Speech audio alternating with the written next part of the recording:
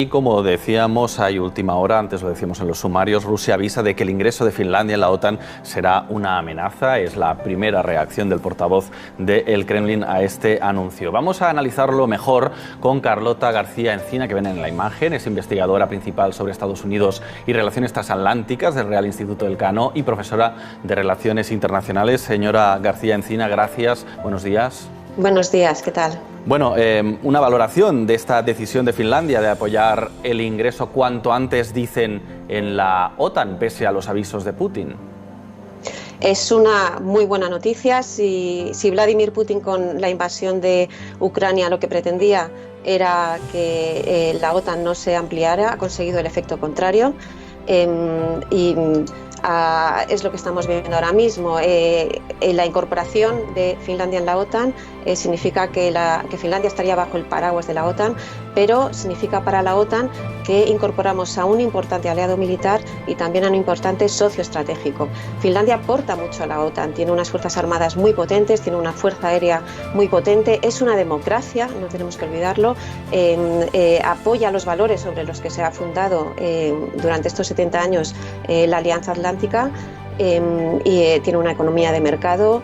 Tiene altas capacidades tecnológicas que son muy importantes para determinadas áreas, y sobre todo con Finlandia y con Suecia se acabaría con esa brecha geográfica que hay en la OTAN, incorporando a estos dos países, y en términos de seguridad y de seguridad colectiva sería muy importante.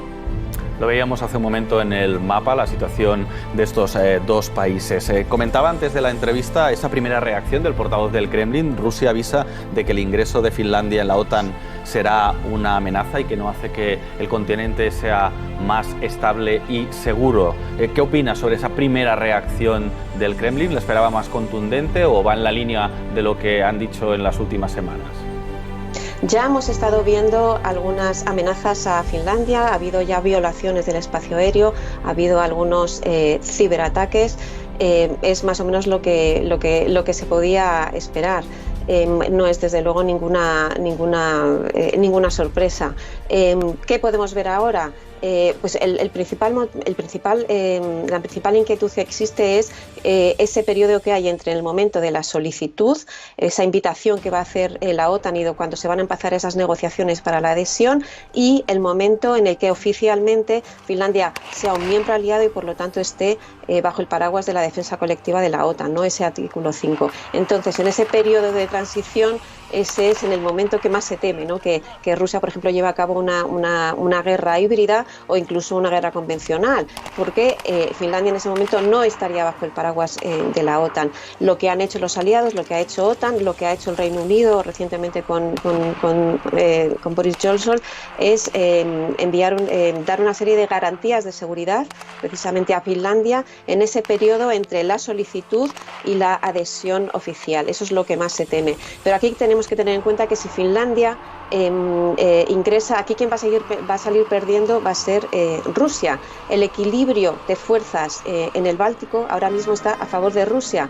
con el ingreso de Finlandia, y también el de Suecia. Ese equilibrio de fuerzas va a cambiar. Además, la OTAN es una organización defensiva. No obstante, si Finlandia se incorpora, Rusia se vería obligada a desplazar recursos militares a esa frontera finlandesa, y por lo tanto eso tendría también un impacto, por ejemplo, en la actual guerra en Ucrania. El foco está puesto en la cumbre de la OTAN de Madrid, como decíamos, de finales de junio. ¿Se podría aprobar ahí, y es necesario que sea por unanimidad, el ingreso de Finlandia y Suecia? ¿Estamos a tiempo? Hay que seguir una serie de pasos. Lo que va a ocurrir en la cumbre de Finlandia es que una vez que Finlandia ha decidido que quiere incorporarse, en la cumbre de Madrid va a haber la invitación formal para esa adhesión. En ese momento empieza una serie de negociaciones para ver si estos países o este país cumple con los requisitos políticos, militares y económicos de la OTAN. Cuando acaben estas negociaciones se hace un protocolo de adhesión, y ese protocolo de adhesión es el que tiene que ser ratificado por los 30 países aliados. Todo indica que este proceso va a ser bastante lento, pero será después de la cumbre de Madrid. En el fondo se trata simplemente de que Finlandia y Suecia cumplan con los requisitos de la OTAN, que los cumplen porque son democracias plenas, tienen fuerzas armadas plenamente democráticas, y por otro lado que haya voluntad política de los aliados de admitir a estos países, que la hay. Por lo tanto, todo indica, y también lo ha dicho el secretario general de la OTAN en varias ocasiones, Stoltenberg, que este proceso va a ser lo más rápido posible. Por lo que he dicho antes, porque es precisamente este periodo de transición donde puede haber más peligro para Finlandia y para Suecia, porque no estarían bajo paraguas de la OTAN. ¿Qué opinan los ciudadanos de Finlandia y de Suecia sobre la adhesión en la OTAN? Ha variado, ¿no?, desde que ha empezado la invasión de Ucrania, la opinión que tienen. Ha sido un cambio muy, muy importante. Yo volvería atrás al 2014, después de la invasión rusa, después de la adhesión de Crimea por parte de Rusia. Incluso entonces ninguno de los dos países barajó la posibilidad de incorporarse a la OTAN. Y de hecho han tratado desde el 2014 hasta ahora mantener más o menos un diálogo con el vecino ruso. Sin embargo, el 24 de febrero está claro que la invasión hizo que la mentalidad o la psicología, ¿no?, de los finlandeses y de los suecos cambiara radicalmente, y eso es lo que ha llevado a los parlamentos tanto de Finlandia como de Suecia a revisar y a estudiar todas sus políticas de seguridad y a empezar a valorar si bajo la defensa colectiva de la OTAN van a estar más seguros.